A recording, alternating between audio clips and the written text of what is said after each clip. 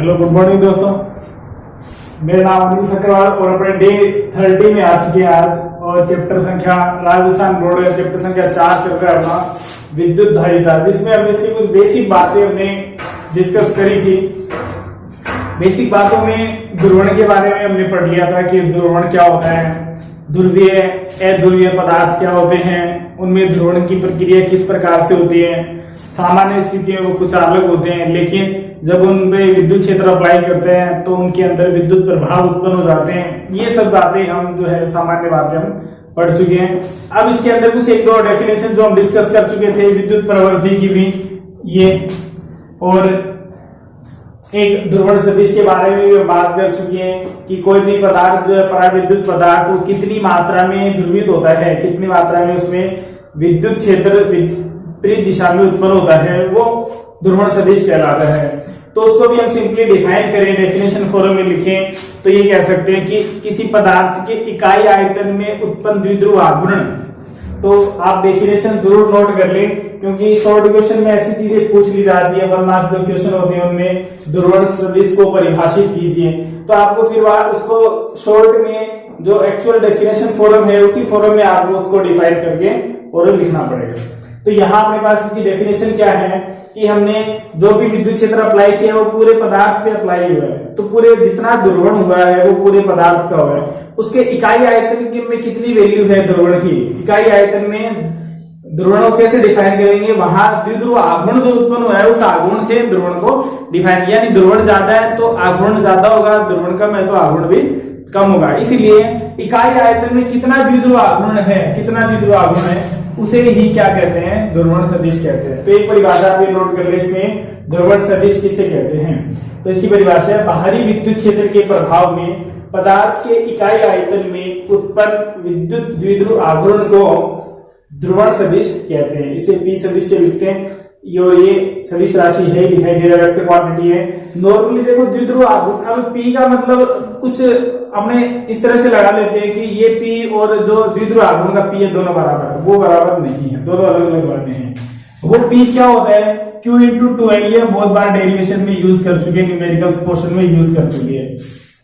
यानी ये क्या है, ये है आवेश और उनके बीच दोनों आवेशों के द्विध्रुव के दोनों आवेशों के बीच की दूरी के गुणनफल का मान है। अब ये तो होता है टोटल द्विध्रुव आघूर्ण P, इसको भी P से लिख देते हैं और इसको भी P से, ये भी वेक्टर क्वांटिटी है, माइनस से प्लस इसकी डायरेक्शन होती है। अब इकाई आयतन में, यानी यहाँ इस P का मतलब क्या है, इस P का मतलब है कि Q up into 2L divided by metre cube, इसका मतलब ये है। लिखने में हमें यहाँ कहीं पर भी जरूरत इतनी नहीं पड़ती है, लेकिन जब बेसिक कंसेप्ट की बात है तो आपको ये पता होना चाहिए कि यहाँ ध्रुवण सदिश का मतलब द्विध्रुव आघूर्ण नहीं है। ध्रुवण सदिश का मतलब है इकाई आयतन में उत्पन्न द्विध्रुव आघूर्ण, यानी टोटल द्विध्रुव आघूर्ण जो उत्पन्न हुआ है Q इंटू 2L, वो तो कुल आयतन में हुआ है P में, V आयतन में, और इकाई आयतन में कितना होगा P अपॉन V। तो ये भी है तो किसका भाग, द्विध्रुव आघूर्ण का भाग है, इसलिए इसको भी P वेक्टर से यहां नोट कर देते हैं, लिख देते हैं। लेकिन इसका मतलब है पर यूनिट वैल्यू है, ये पर यूनिट वॉल्यूम है, ठीक है। जो वैल्यू है वो एट पर यूनिट वॉल्यूम है किसकी, पोलराइजेशन वेक्टर की। The value of polarisation vector in per unit volume is called polarisation vector, ठीक है। सदिश जो है वो उसकी द्विध्रुव आघूर्ण की जो वैल्यू है वो इकाई सदिश में, इकाई आयतन में दी जाती है। अब आगे बात करते हैं इसके दूसरी जो डेफिनेशन है वो है विद्युत प्रवृत्ति की। इसके बारे में भी हमने कल चर्चा कर ली थी कि विद्युत प्रवृत्ति क्या है। प्रवृत्ति जैसे इसके नाम से पता है कि प्रवृत्ति का मतलब ये प्रॉपर्टी है, गुण है किसी भी पदार्थ का, जो ये बताता है कि उस पदार्थ का ध्रुवण कितनी मात्रा में हो सकता है, यानी उसको मापने की, उसको मेजरमेंट करने का एक सिस्टम, एक इकाई है, उसको विद्युत प्रवृत्ति कहते हैं। तो इसको डिफाइन कैसे किया जाता है कि हमने इलेक्ट्रिक फील्ड कितना अप्लाई किया और इंटरनल पार्ट जो है उसका मटेरियल पार्ट जो डाइलेक्ट्रिक मटेरियल है, पराविद्युत पदार्थ है, उसमें कितना द्विध्रुव आघूर्ण उत्पन्न हुआ है इकाई भाग में, पर यूनिट वॉल्यूम में, वो जो वैल्यू है किस पे डिपेंड करेगी, वो आपतित विद्युत क्षेत्र पे। अगर हम बाहरी विद्युत क्षेत्र अप्लाई कम कर रहे हैं तो इंटरनल जो रिजल्ट है वो भी क्या होगा, कम होगा। इसलिए इसको डिफाइन करते हैं E की फॉर्म में, यानी ध्रुवण सदिश का जो मान है वो बाहरी विद्युत क्षेत्र E के समानुपाती होता है जितना अप्लाई किया जाता है। जब अप्लाई करेंगे तो वैल्यू भी कम होगी, इसलिए P is directly proportional to E vector. Then P is equal to constant लेते हैं, यहाँ कांस्टेंट लेते हैं काई बोलते हैं, काई E, इसे बोलते हैं ससेप्टिबिलिटी प्रवृत्ति। कैसी प्रवृत्ति? विद्युत प्रवृत्ति। चुंबकीय प्रभावों में भी हम ये बात करेंगे, वहां इसे चुंबकीय प्रवृत्ति कहेंगे, ठीक है। वहां किसी सिंबल का ही हम लिख देंगे तो वो मैग्नेटिक जो इफेक्ट्स होते हैं उन पर डिपेंड करेगा, वो वही बात करेंगे हम जब पहुंचेंगे। अब इसकी बात करते हैं तो P इज इक्वल टू आता है काई E इंटू E। तो इसकी भी डेफिनेशन आप ध्यान रखें, विद्युत प्रवृत्ति किसे कहते हैं ये पूछ लेते हैं, या इस फॉर्मूले का भी यूज हो जाता है, आगे हम यूज करेंगे इसका। विद्युत प्रवृत्ति किसे कहते हैं तो कैसे डिफाइन करेंगे? ध्रुवण सदिश P का जो मान है वो बाहरी विद्युत क्षेत्र E वेक्टर के समानुपाती होता है, ठीक है। तो P समानुपाती E, यहाँ जो नियतांक लेते हैं वो नियतांक की क्या है? वो नियतांक है विद्युत प्रवृत्ति, और ये क्या है? ये पराविद्युत पदार्थ की दुर्बलता का मापक है, यानी उसका कितना पोलराइजेशन हुआ है उसका ये मापक है कि कितना उसमें ध्रुवण होगा, उसका बताएगा क्या? विद्युत प्रवृत्ति जो इकाई है वो। और इसको अगर इसकी वैल्यू निकालें तो यहां से निकाल सकते हो, chi E is equal to P vector divided by E vector, इसे डिफाइन कर सकते हैं। यहां से हम इसकी यूनिट निकाल सकते हैं भी, ये यूनिट लेस शायद हमने पिछली क्लास में ऐसा बता दिया था, यूनिट लेस है, ये यूनिट लेस नहीं है, बी क्वांटिटी डायमेंशन लेस जरूर है ये, लेकिन यूनिट इसकी यहां से निकाल सकते हैं, इसकी यूनिट निकल जाएगी, ठीक है। Coulomb into metre divided by metre cube, और यहां से न्यूटन पर कूलम से इसकी यूनिट दोनों रख के सोल्व कर सकते हैं। अब हम आगे इसके मुख्य पार्ट में आते हैं, विद्युत धारिता क्या है और उससे संबंधित न्यूमेरिकल क्या है। अब इसके मुख्य टॉपिक पर आते हैं।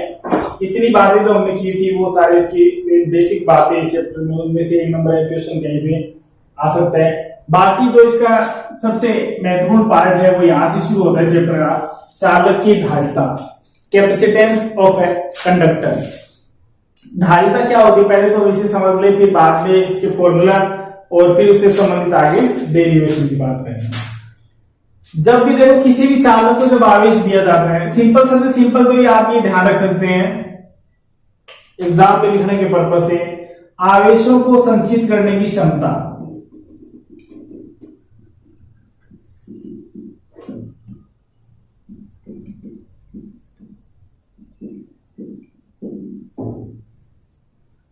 बस केवल ये एक वर्ड इतना, ये आधी लाइन इसी में इसकी पूरी डेफिनेशन है, सब कुछ इसी में है कि आवेशों को किसी भी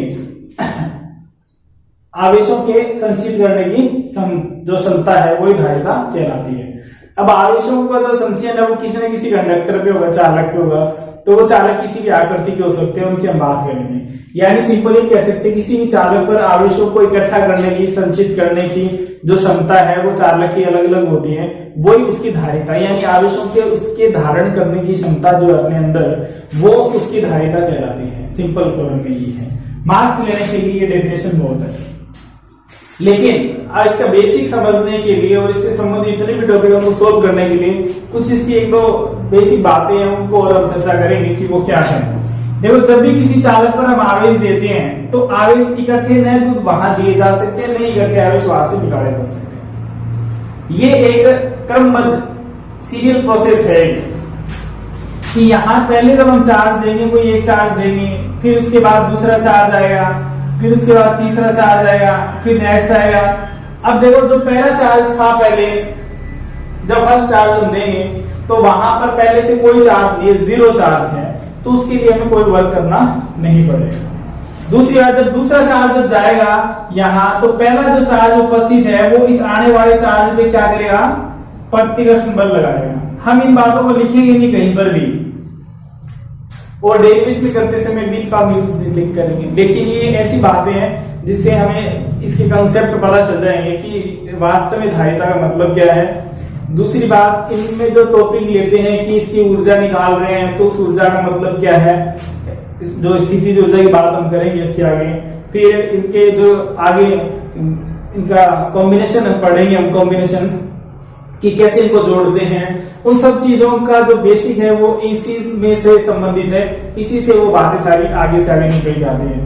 तो यहाँ बात कर रहे थे कि एक आवेश है, दूसरा आवेश उसके पास लेके जाएंगे, तो जो पहला आवेश उपस्थित है वो क्या करेगा? इसको रिपेल करेगा, इसे प्रतिकर्षण बल लगाएगा।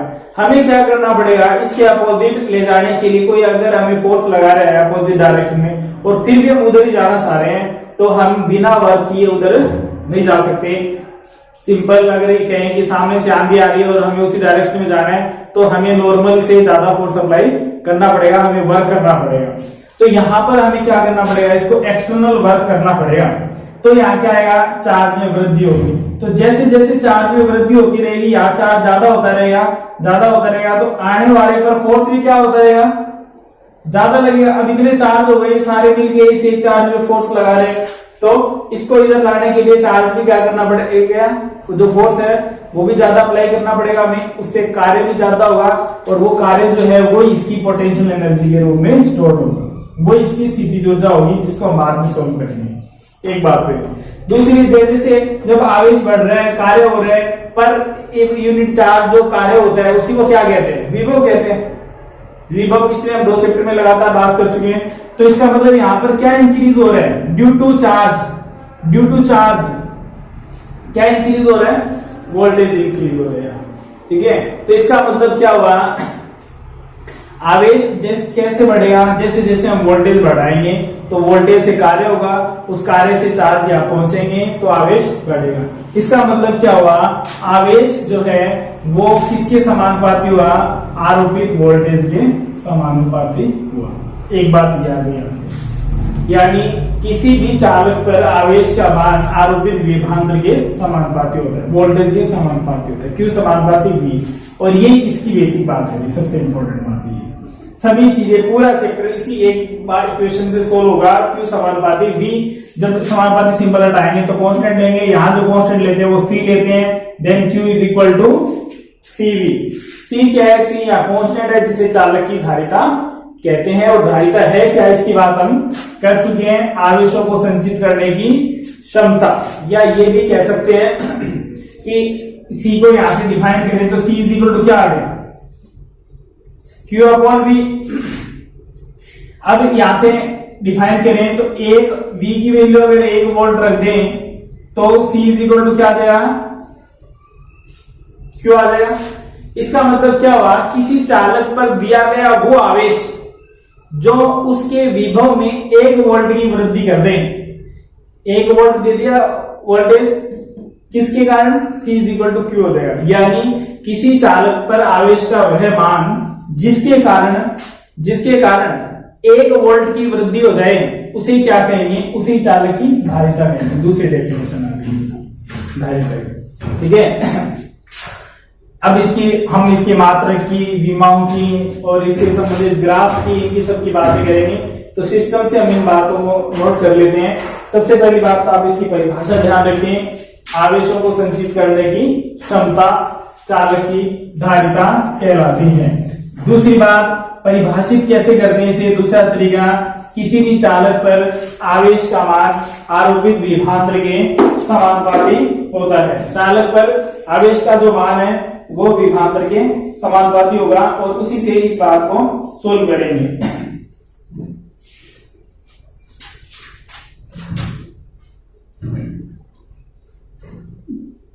चालक पर आवेशों के संचित करने की क्षमता विद्युत धारिता कहलाती है। एक बात तो यार, दूसरी बात आप आगे करें इसे, सेकेंड बात इसी में, चालक पर आवेश का मान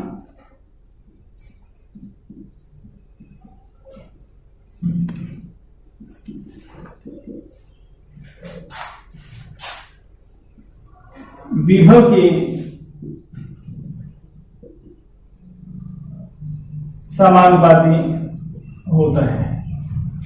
क्यों होता है, ये हम बात कर चुके हैं कि आवेश आएगा तो जैसे पहले का जो आवेश पहुंचा रहा है वो उसको रिपेल करेगा, उसके अपोजिट हमें वर्क करना पड़ेगा तो पोटेंशियल इंक्रीज होगा। इसका मतलब चार्ज इंक्रीज करने के लिए पोटेंशियल इंक्रीज होना जरूरी है। तो वहां से इस बात को लिया है, तो आप सीधे ये बात ध्यान रख सकते हैं। जब इसको डिफाइन करना है तो एग्जाम में केवल आप 1 नंबर में आते तो इतनी सी बात 1 लाइन ऊपर वाली बता सकते हैं इसमें। लेकिन वैसे कंसेप्ट क्लियर करने के लिए हमें सारी बातें पता होनी चाहिए थी। डेरिवेशन पोर्शन में, प्रूफ करने में, समझने में, क्वेश्चंस की जो घुमा फिरा के लैंग्वेज दे दी जाती है उसको समझने में, इन ये चीजें सारी काम आती है। क्यू समानुपाती V, तो यहां से क्या देगा, Q is equal to CV, ये इसका फॉर्मूला है। यहां C क्या है, यहां C नियतांक है, कांस्टेंट, ये समानुपाती कांस्टेंट है जिसे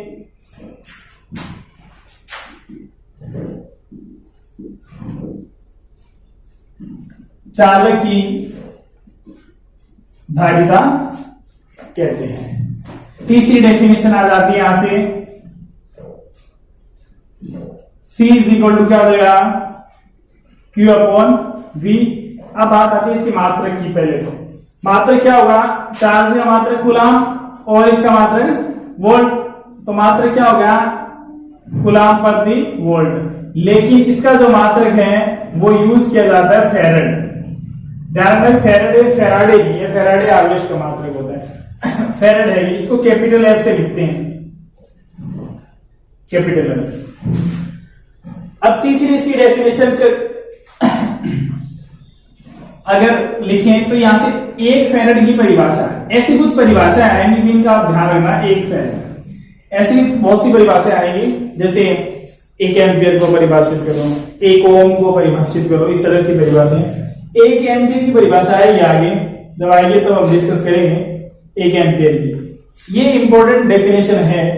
ऐसी डेफिनेशन जो है वो कोई ना कोई पूछ लेते हैं, तो उसके अंदर आपको ध्यान रखना है कि अपने को जो वैल्यू है वो प्रूफ करनी है 1। अब 1 प्रूफ करने के लिए आप देख लो कि रिजल्ट क्या आएगा, मिनिमम रिजल्ट लेना है। तो अगर इस इक्वेशन में देखें तो यदि V Q is equal to 1 coulomb हो और V इज इक्वल टू क्या हो, 1 वोल्ट हो, तो 1 अपॉन 1 क्या आएगा, C इज इक्वल टू 1। अब देखो फेरेड किसका मात्रक है, C का मात्रक है, धारिता का मात्रक है। और पूछा कि एक फेरेड को डिफाइन करो, तो एक फेरेड क्या है, धारिता एक फेरेड, धारिता एक फेरेड, इसीलिए धारिता का मान क्या आना चाहिए, 1 आना चाहिए। अब एक तो इसको 2 कर दे तो भी 1 ही आएगा, लेकिन हम लोग मिनिमम वैल्यू लेनी है, इसीलिए C इज इक्वल टू 1 फेरेड। तो आप इसको डिफाइन करें तो इसी को आप डेफिनेशन फॉर्म में लिख सकते हैं कि यदि 1 कूलाम आवेश देने पर 1 वोल्ट विभव में वृद्धि होती है तो उस चालक की धारिता 1 फेरेड कहलाती है। ऐसी डेफिनेशन अगर पूछ ले तो आपको उसके अंदर कोई अलग से कुछ नहीं है, वो जो भी डेफिनेशन आए वो हम बढ़ा के लिख सकते हैं। वहां जो वैल्यू दे रखी है उसको 1 प्रूफ करना है। 1 प्रूफ करने के लिए जो जो चेंजेस करने हैं उन्हीं को आपको क्या करना है, डेरिवेशन डेफिनेशन फॉर्म जो है वो दे देनी है। अब अपने बात करते हैं इसको और डिफाइन करने की कि यदि V बराबर क्या हो, 1 वोल्ट हो, तो C बराबर क्या होगा, Q होगा। तो ये भी इसकी एक अलग परिभाषा आ गई, इसमें भी डिफाइन, यानी अगर आपको डिफाइन करना है तो कैसे भी आप डिफाइन कर सकते हैं, लेकिन आपको ये ध्यान रखना है कि C आया कहां से, C कहां से आया, चार्ज और वोल्टेज से आया है। कि चार्ज अपने देंगे तो बिना वोल्टेज चार्ज नहीं दिया जा सकता, तो चार्ज और वोल्टेज के क्या होगा, डायरेक्टली प्रोपोर्शनल होगा। वहां से डिपेंड करेगा कि वो अब डायरेक्टली प्रोपोर्शनल तो लेकिन कितना है, वो किस पे डिपेंड करेगा, वो वहां डाइलेक्ट्रिक सब्सटेंस जो लेंगे बीच में वो क्या है, कितना है, कैसा है, उसकी प्रवृत्ति कैसी है, प्रकृति कैसी, उस पर डिपेंड करेगा। फिर उसके अनुसार हम इसे आगे बात करेंगे कि कैसे धारिता पर किन किन बातों का प्रभाव पड़ता है। तो यहां से एक परिभाषा और क्या आ गई, परिभाषा लिखे तो कि यदि चालक, ये लिखो, चालक पर आवेश का वहमान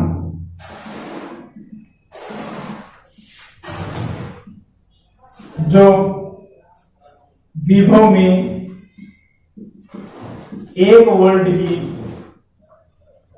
वृद्धि कर दे, उसे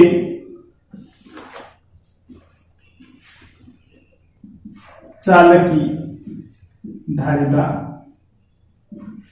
कहते हैं। अब देखो इससे संबंधित कुछ बातें।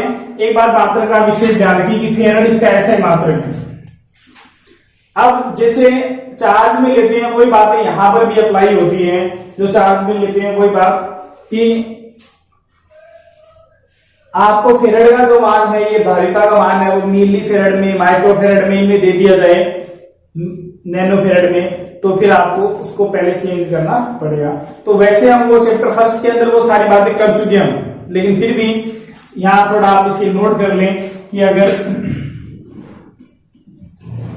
अगर आप ये दे दें कि एक एमएफ का मतलब मिली फेरेड होता है, 1 मिली फेरेड,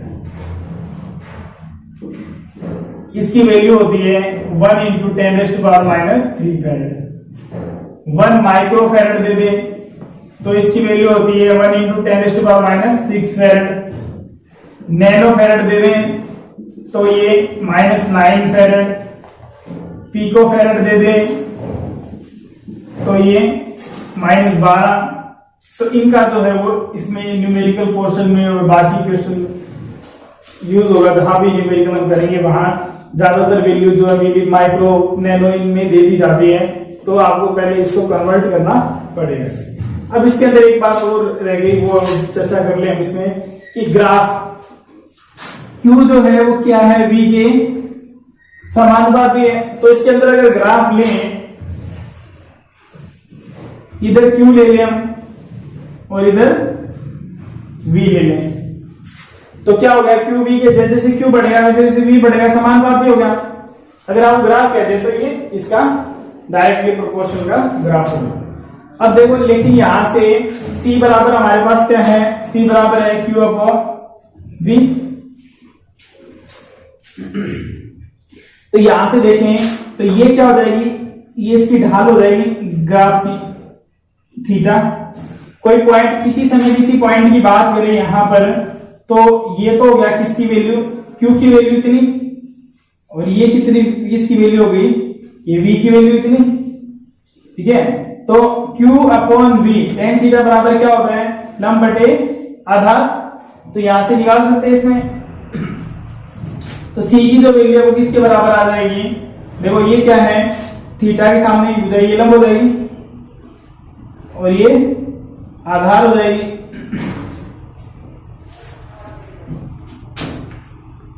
तो ये आधार कितना है, ये Q है, और लंब कितना है, V है। अब यूं करें, इस पे Q ले लेते हैं, यहाँ Q ले लें, वरना वो कोड की फॉर्म में आ जाएगा, उसको भी हम रिवर्स करके निकाल देख सकते हैं। जैसे Q और V यहाँ ले लिया, तो यहां से क्या आएगा, tan theta is equal to लें तो tan theta is equal to क्या है, ग्राफ से tan थीटा बराबर क्या होता है, लंब बटे आधार। लंब कितना है Q, आधार कितना है V, तो वैल्यू क्या आ जाएगी Q/V।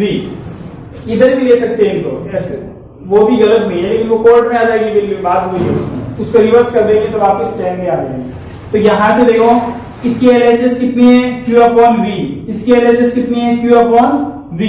तो यहां से C जो है वो किसको डिफाइन करता है, tan थीटा को डिफाइन करता है। इसका मतलब क्या हो गया, आप इसके S इस तरह से भी लिख सकते हैं। तो धारिता जो है वो इसमें क्या बताती है, इसमें परिवर्तन बताती है कि आवेश के साथ विभव में कितना परिवर्तन है। तो अगर आपको tan थीटा, अगर थीटा फॉर्म में क्वेश्चन आ जाए, थीटा फॉर्म में क्वेश्चन आ जाए, तो भी आपको क्या करना है, ये ध्यान रखना, Q/V से आपको उसको सोल्व करना है। अब देखें, इसकी विमा यहां से C की विमा निकालनी है, तो विमा यहां से निकाल सकते हैं, C इज इक्वल टू वही Q/V।